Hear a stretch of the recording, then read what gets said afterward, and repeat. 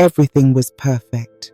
The ivory lace of the dress, the scent of peonies and lilies drifting through the air, the soft murmur of 200 smiling faces waiting just on the other side of a pair of heavy oak doors. Elara felt that familiar flutter in her chest, a warmth that had been her constant companion for the 3 years she had known Liam. He was her safe harbor, her confidant, her entire future. But just moments before she was supposed to walk down the aisle, hidden behind a tall, extravagant floral arrangement, she heard her groom's voice, and with it, the words that would burn her perfect world to the ground. She froze, her hand hovering over the doorknob, and listened as the 2 people she trusted most in the world dismantled her entire life, one venomous whisper at a time. The voice that joined Liam's was one she knew instantly, a voice that had shared secrets with her since they were kids. It was her cousin, her maid of honor, Chloe. Their laughter, a sound Elara always associated with joy, now just sounded like the hissing of snakes. "Are you sure she has no idea?" Chloe's voice was a low, conspiratorial murmur. "Completely clueless," Liam chuckled. It was that same rich, deep sound that had made Elara's heart skip a beat on their first date. Now it felt like a spear in her gut. "She's so pure, so trusting. She thinks this is all real. She actually believes I'm in love with her." "Well, you put on a good show, I'll give you that," Chloe said, with a hint of mocking admiration. "Almost makes me feel bad for her. Almost. But then I think about the trust fund, about never having to work again, and the guilt just vanishes." Elara's breath caught in her throat. The world felt like it was tilting on its axis, and the scent of the flowers was suddenly making her sick. Her trust fund. It wasn't a secret, but it was private, a safety net her grandparents had left her. She never thought of it as a lure, as bait in some kind of sick trap.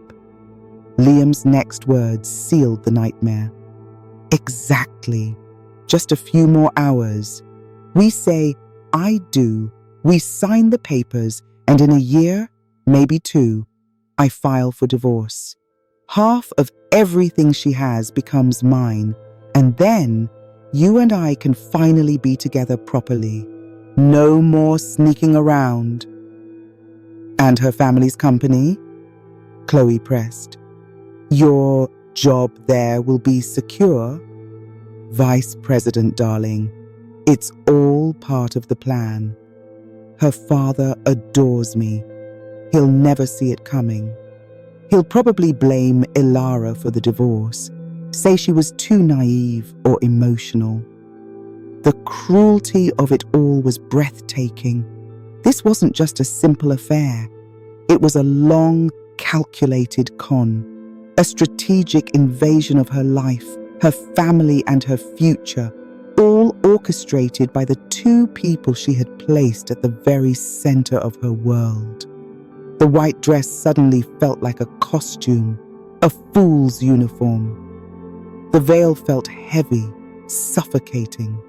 Every memory she had of Liam flashed through her mind. Their first kiss, his proposal under the stars, the way he held her when she was sad. And every single one was now tainted, rotten to the core. A cold wave washed over her, so intense it felt like being plunged into icy water. The initial shock, the searing pain in her heart, started to fade, replaced by something else entirely. It was a terrifyingly calm, chillingly clear feeling. It was rage, but not the hot, screaming kind. This was a cold, hard, diamond-sharp fury.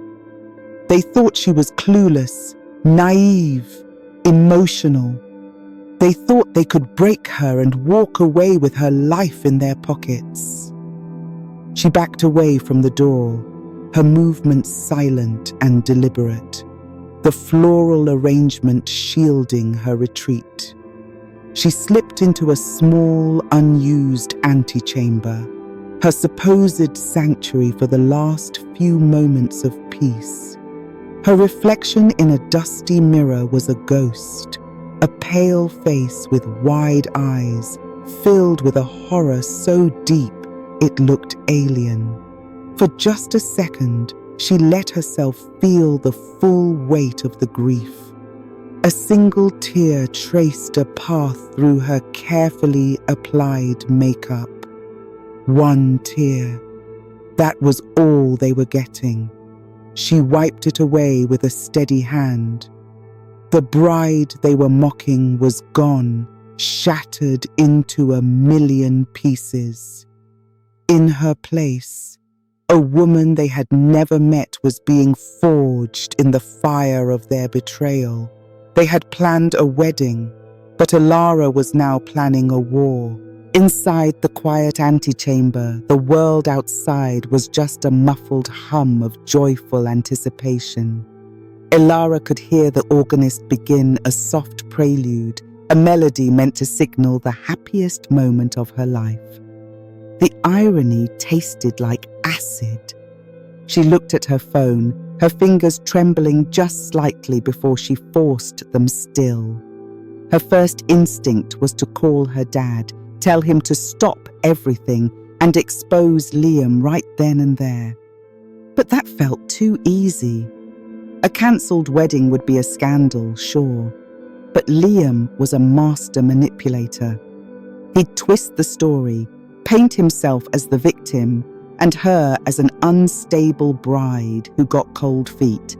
He'd keep his job, her father's sympathy, and Chloe would slither away unscathed, probably offering a shoulder for Alara to cry on while laughing behind her back. No, that wasn't justice. Justice had to be public, undeniable. It had to be delivered on the very stage they'd built to celebrate their win. A cold resolve settled over her. She wasn't going to run. She was going to walk down that aisle. She was going to stand at that altar. But she wouldn't be a victim. She would be the executioner. A plan started to form, sharp and precise. She needed more than her word against theirs. She needed proof, absolute, irrefutable proof. She remembered Liam mentioning how much Chloe texted. Chloe was careless, arrogant. She would have left a trail. Alara's phone buzzed.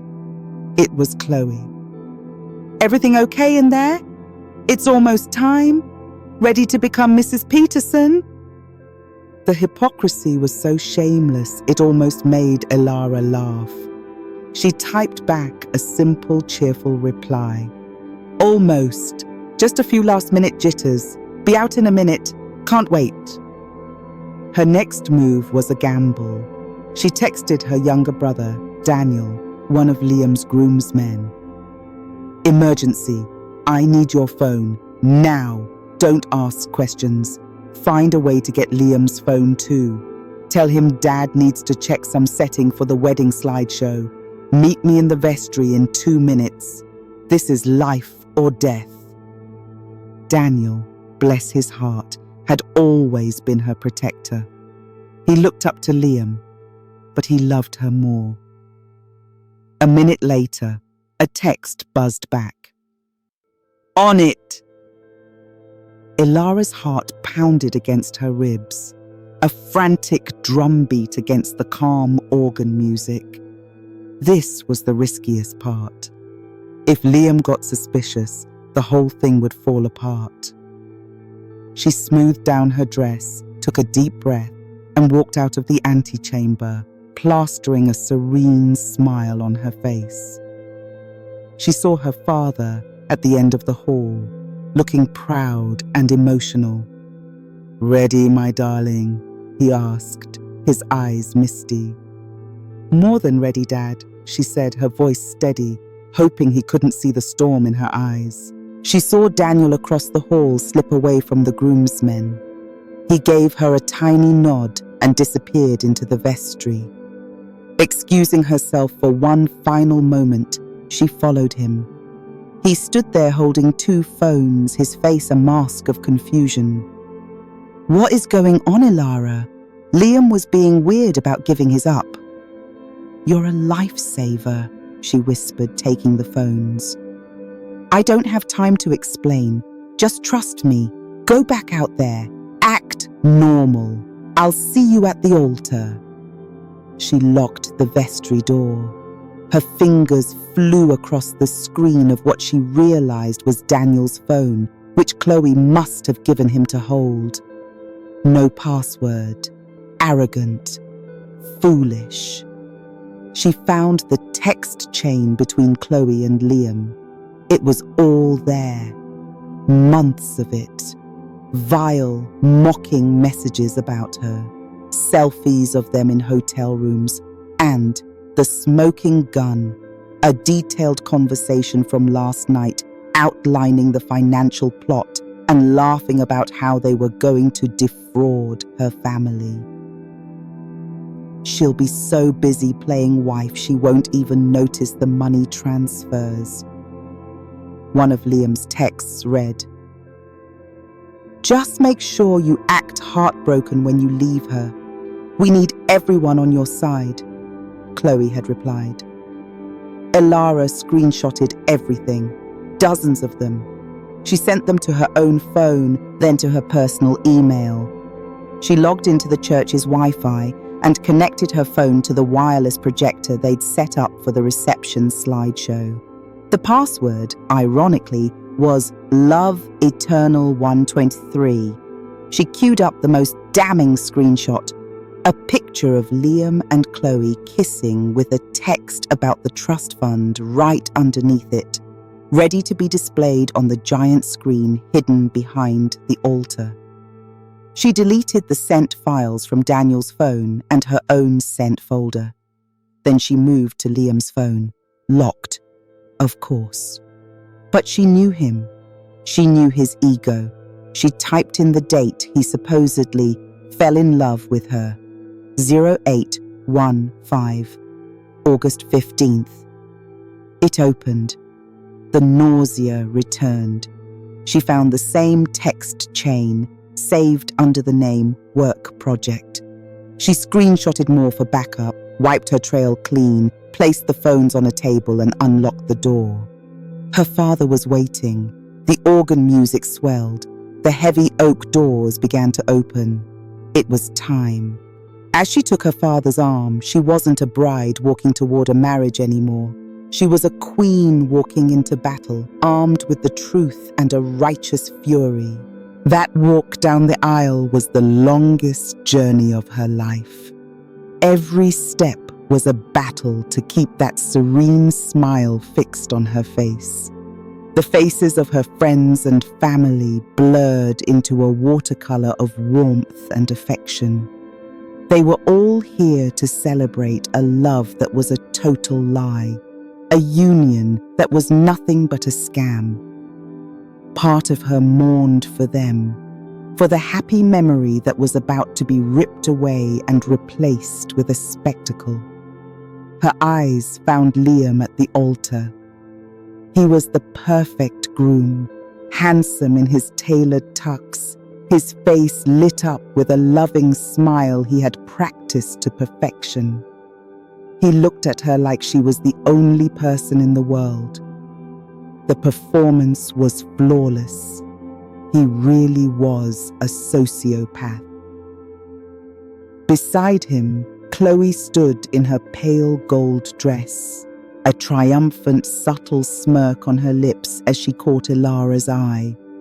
A look that Ilara now knew wasn't sisterly pride, but the gloating of a winner. seeing them there together, so smug and so sure of their deception, snuffed out the last flicker of sadness in Elara's soul. There was no more grief, only purpose. Her father placed her hand in Liam's. His skin was warm, his grip firm and possessive. He leaned in and whispered, "You look breathtaking, my love. I'm the luckiest man alive." Elara met his gaze, her own eyes sparkling, but not with love. "You have no idea," she whispered back. They stood before the minister, who spoke of love, trust, and fidelity. Every word was a dagger. He spoke of honesty as the foundation of marriage, and Elara had to suppress a wild, hysterical laugh. Patience. The moment was coming.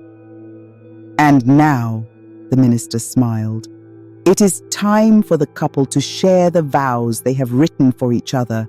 Liam, you may begin." Liam cleared his throat, his eyes locked on Elara's. "Elara," he began, his voice thick with fake emotion. "From the moment I met you, my world changed. You brought a light into my life I didn't know was missing. You are kind, you are gentle, and your heart is the purest I have ever known. I promise to cherish that heart, to protect you, to honor you, and to be the partner you deserve. I promise to build a life with you based on trust and unconditional love. Today, I give you my whole self, forever and always." A wave of sighs rippled through the church. Her mother was dabbing her eyes. Liam's parents were beaming. He smiled at her, expecting her to melt. The minister turned to her. "Elara, your vows." Elara nodded, her smile never wavering. She didn't need a card. She took the microphone from the stand, her knuckles white. "I don't have any written vows today," she began, her voice ringing out, clear and strong. "But I do find myself inspired by Liam's words, especially the parts about trust and honesty." There was a subtle shift in the room. A few people frowned, confused. Liam's smile faltered for a split second. "I thought today would be the happiest day of my life," she continued, turning to address the guests. "I thought I was marrying a man who loved me, but I learned something very important just a few hours ago. I learned that sometimes the truth is just a well-rehearsed performance." Gasps started to cut through the silence. Liam took a step toward her. "Elara, darling, are you feeling all right?" he murmured, trying to grab her arm. She pulled away sharply. "I've never felt better, Liam. Or maybe I should say, I've never seen more clearly." She looked right at Chloe, whose face had gone pale, her smug look replaced by dawning horror. "I also learned that betrayal often comes from the person standing right beside you, pretending to be your sister." Chloe flinched. The guests were now murmuring loudly, turning to look at each other. Elara's father started to get up from his seat, alarmed. "There will be no wedding today," Elara announced, her voice booming. "But there will be a sort of reception, a celebration of the truth. You see, instead of vows, I'd like to share some other words that were spoken with real passion. The words my groom and my maid of honor have been sharing behind my back for months." With her free hand, she pulled out her phone. Liam's eyes widened in panic. "Elara, stop this! You're making a scene. Ruin it."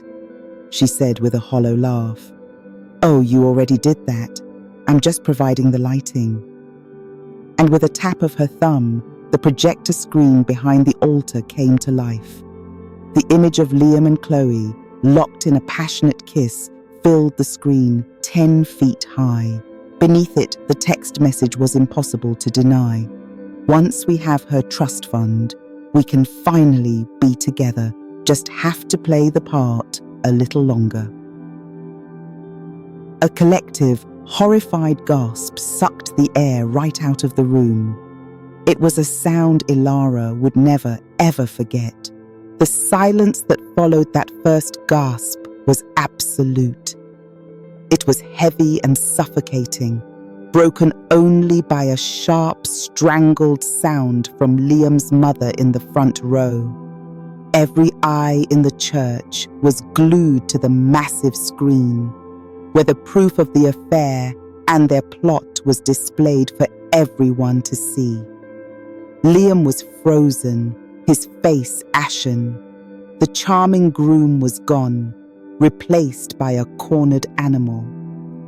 His eyes darted from the screen to Ilara, his mouth opening and closing like a fish, no words coming out. Chloe looked like she was about to faint, her face a blotchy mess of terror and shame. Ilara let the image hang there for a long moment, letting the betrayal sink in for everyone. She was the calm center of the hurricane she had just unleashed.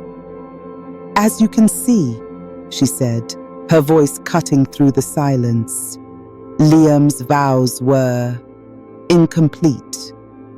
He promised to cherish me, but he was cherishing a future built on my money, with my cousin. He promised trust, but he built a life on lies." She started to pace on the altar, mic still in hand, feeling strangely detached, like she was narrating someone else's story. "For months, I have been a pawn in a very cruel game. They didn't just want to betray me. They wanted to humiliate me, steal from my family, and take everything my parents and grandparents worked their lives to build." She swept her hand toward the screen. "And they were so arrogant, so sure I was naive, that they documented the whole thing in text messages." She scrolled to the next image and a new screenshot appeared. It was a conversation detailing their plan for Liam to get a promotion at her father's company before filing for divorce. "My father," Ilara said, her voice softening as she looked at him. He was on his feet now, his face a thunderous mask of rage. "They planned to use your trust in Liam to push their scheme. They laughed about how easily you were fooled." Liam finally found his voice, a desperate cracking plea. "Ilara, please. This is a misunderstanding. Those texts are... they're fake. Someone is trying to ruin us." Ilara just turned to him with a look of pure pity. "Fake, Liam? Really? Or is this just the first time you've been caught without a script? Don't worry, I have more." Swipe. A picture of them on a business trip Liam had taken, a selfie in a hotel bed. Swipe. A text from Chloe mocking the wedding dress Ilara loved. Swipe. A message from Liam complaining about having to spend time with her family. With every swipe, a new wave of gasps went through the church. People were pulling out their own phones now, recording it all. The scandal was going viral in real time. "I came here today to marry the man I loved," Ilara said, her voice hardening again. "But that man never existed. He was an illusion, a character played by a greedy, heartless coward." She looked right at Liam, whose face was now slick with sweat. "And his co-star," she added, flicking her gaze to Chloe, who was just weeping silently. Was my own flesh and blood, the girl I chose to stand beside me on my wedding day. She let the microphone drop to the floor. The thud echoed through the church. Then, with methodical grace, she began to take apart the bride. She reached up, unpinned her veil, and let the silk and lace fall to the ground. She pulled the diamond engagement ring, the symbol of his fake love, from her finger. She held it up for a moment, then tossed it onto the floor, where it clattered near Liam's feet. "I will not cry," she announced, her voice powerful even without the mic. "I will not run. I will walk out of this church with my head held high, because my self-respect is worth more than any lie you could ever tell." Then she turned her back on the wreckage. She walked down the steps of the altar, her spine straight. And as she started her walk back down the aisle, something strange happened. The silence broke. A guest in the back stood up and started to clap. Then another, and another. Soon, the entire church, her family and friends, were on their feet, giving her a thunderous ovation. They weren't clapping for a bride, but for a survivor. She didn't look back. She just walked into the sunlight, alone but undefeated, breathing in the fresh, clean air of her new life. The church doors closed behind Ilara, but they couldn't contain the chaos she left behind. The fallout was swift and brutal. Her father, a man of quiet dignity, strode to the altar and looked at Liam, not as a future son-in-law, but as a parasite. Witnesses said he didn't even raise his voice. He just said in a low, deadly tone, "You are fired. If you are not off my property in 10 minutes, I will have you removed for trespassing." Liam's parents tried to intervene, but the damage was done. Chloe's parents, mortified, dragged their weeping daughter out a side exit, shielding her from the dozens of phones still recording. Ilara didn't see any of this. She was met on the church steps by her brother, Daniel, who wrapped her in a fierce hug. "I am so sorry, Ilara," he whispered. "I know," she said. "Thank you for trusting me." The wedding guests spilled out onto the lawn, the planned party forgotten. The air was electric with shock, but also with overwhelming support for Ilara. She was surrounded by family and friends, not with pity, but with admiration.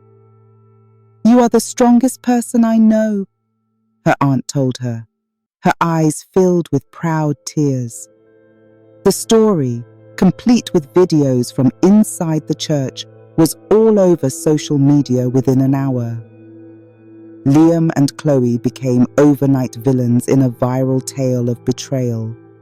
Liam lost his job, his reputation, and the respect of everyone he knew. Chloe became a social outcast, her name synonymous with treachery. Their whole plan for an easy life built on lies crumbled into public disgrace. In the days that followed, Ilara wasn't consumed by bitterness. Exposing them had been a release, a cleansing fire that burned away the pain and left her with a sense of peace. The ultimate revenge wasn't watching them fall. It was her own rise from the ashes. She still had a lavish, expensive wedding reception paid for. So the next day, she sent out new invitations. She invited women from the local shelter and families in need to the grand ballroom. The exquisite food, the beautiful flowers, and the joyful music weren't wasted. They were used to create an afternoon of happiness for people who truly needed it. Watching children dance and families laugh in the space that was supposed to celebrate a lie, Ilara felt a genuine joy that was 1,000 times more real than anything she had ever felt with Liam. Months later, the scandal faded into local legend, but the story of the bride who took her power back lived on. Ilara used the money from her wedding fund to start a foundation providing legal aid to victims of financial and emotional fraud in relationships. She found a new purpose, turning her deepest wound into her greatest strength. She never saw Liam or Chloe again. She heard they left town, unable to face the shame, but their fate didn't matter to her. She was too busy building her new life, a life based not on a fairy tale, but on her own resilience, her integrity, and the powerful knowledge that she was the only one in charge of her own story. She walked into that church a bride, ready to give her life to someone else. She walked out a woman, ready to claim it for herself. Ilara's story is a powerful reminder that no one can take your dignity away from you. She chose to honor herself, and in doing so, she found a strength she never knew she had. What did you think of her epic revenge? Was it justified? Let us know your thoughts in the comments below. And for more powerful stories of betrayal and sweet justice, don't forget to like this video and subscribe to our channel. Hit that notification bell so you never miss a story. This wasn't just a story about a wedding gone wrong. It was about the incredible power we all have to turn our worst moments into our greatest triumphs. Ilara didn't just get mad. She rewrote her own ending, not as a victim, but as the hero of her own life. It just goes to show you that true love isn't about finding the perfect person. It's about becoming so whole in yourself that you refuse to accept anything less than the respect you deserve. Thanks for watching.